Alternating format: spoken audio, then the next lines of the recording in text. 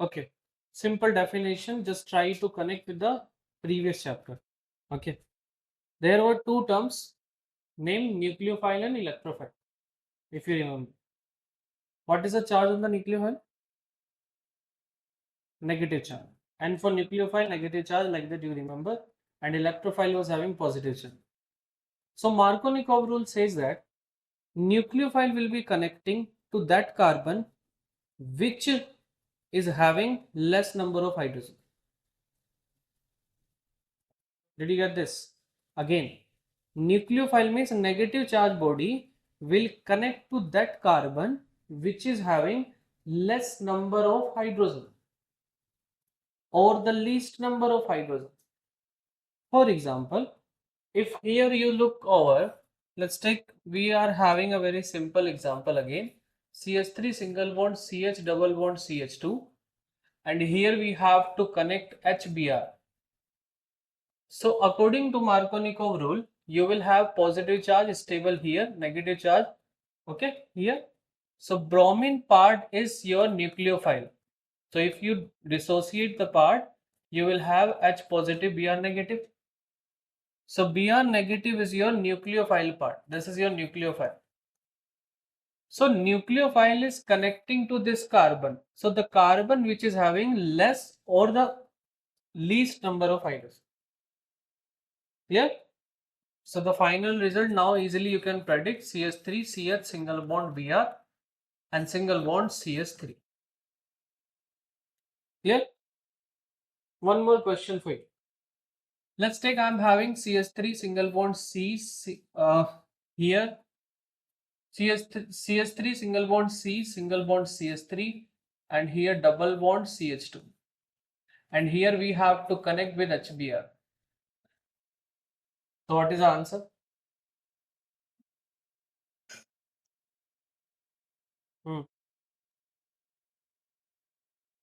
Bromine will go where? So it is having again the same dissociation, just so bromine is negative charge body, so you will say bromine will go to the carbon which is having least number of hydrogen. Okay, the double bonded carbon, not any other carbon, only double bonded carbon. So your bromine will connect here, it means CH3 single bond C, single bond CH3 will remain as it is. Here you will have bromine single bond CH3. So that is the correct one. Yeah. Anti-Markovnikov rule. Similarly, if you are having the same reaction, but you would have written, for example, here you would have written peroxide. So the arrow will be changed completely. You will be having, this arrow will not be moving here. Means you will have the bromine attack here and there will not be any charge formation, because now it will follow free radical mechanism. Clear? So what will be the answer here? Answer will become CH3 single bond CH2 and single bond CH2 will be Br. So whenever you write peroxide, so means peroxide is actually our main important. And here the peroxide name, what is the peroxide name of the reagent here? Benzoyl peroxide, which is very, very important. Okay. So benzoyl peroxide, what is the formula of benzoyl peroxide? It is C6H5CO whole twice with O2. And I had also shown you the complete structure. So what is the structure of benzoyl peroxide? C6H5 single bond C double bond O, single bond O, single bond O, and again single bond C double bond O, C6H5. So there is a simple pattern to learn it.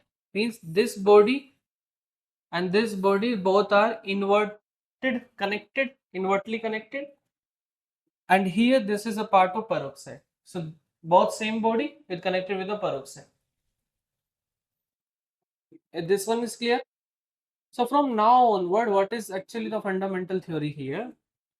Whenever you will be having anything, especially the nucleophile, so your nucleophile should attack on the carbon which is having least number of hydrogen.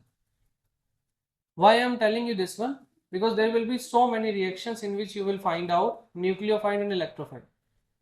And once you get to know what is nucleophile, what is electrophile, just directly apply it. Means whenever, wherever you are having nucleophile or electrophile, so this Markovnikov rule will be followed. For example, if we take one more simple example, let's take, I'm having this, we will create a kind of heading. Let's take addition of water this time. So addition of water means H2O will be there. I'm having CH3 again, CH double bond CH2. And if I connect it with the presence of water, so what will happen? In the presence of water, we have to apply a reagent, means a acidic reagent, so that reaction could go in the hydrolytic cleavage. Clear? So since you know this, H2O will be breaking down into two forms, H plus and OH negative. So what will be the answer? So answer directly you will write down CH3, CH, and here you will have OH single bond CH3. Am I clear? Why? Because OH negative, this OH negative is your nucleophile. So this nucleophile will attack on the carbon which is having less number of or least number of hydrogen. Understood? Anyone any doubt? Let's try one more. Again, I'm having the same compound CH3, CH double bond CH2, and I'm having here H2SO4. So I'm just telling you H2SO4 will be dissociating in H plus and SO4 or HSO4 negative. Clear? Simple. Can you predict the answer? So since it is having negative charge, it is a nucleophile. Again, it will attack on the carbon which is having least number of, okay, SO4H. Here it is, and single bond CH3. Clear? So nucleophilic part, what you are doing here actually, you are adding nucleophile to the carbon chain.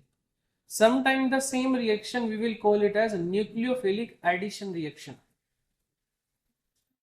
What you are doing? You are doing just addition of the nucleophile in the carbon chain. So the same way we will call it as nucleophilic addition reaction. This part is clear, na? Remember, whatever you are understanding or whatever you are perceiving, you have to find a word for that. Then only it will become easy for you to understand.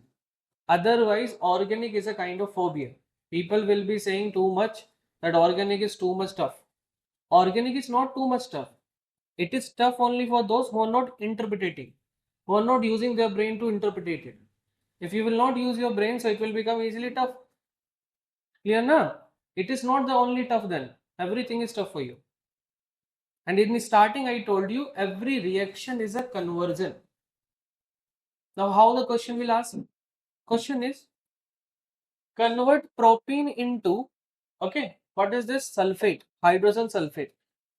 Convert propane into 2 hydrogen sulfate of propane. So you have to write the complete reaction by yourself. You will be writing your reactant, reagent and product. Everything you have to write.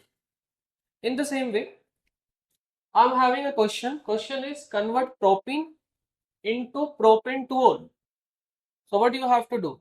You will take this one with water, do the reaction, answer will be yours. Am I clear? Questions will be asked based on this criteria. So whenever the questions are there, remember it always. Otherwise, it will become again tough. So this part is clear. Here you are adding sulfuric acid. So simple, this is a part of addition of sulfuric acid. This is also called addition of sulfuric acid.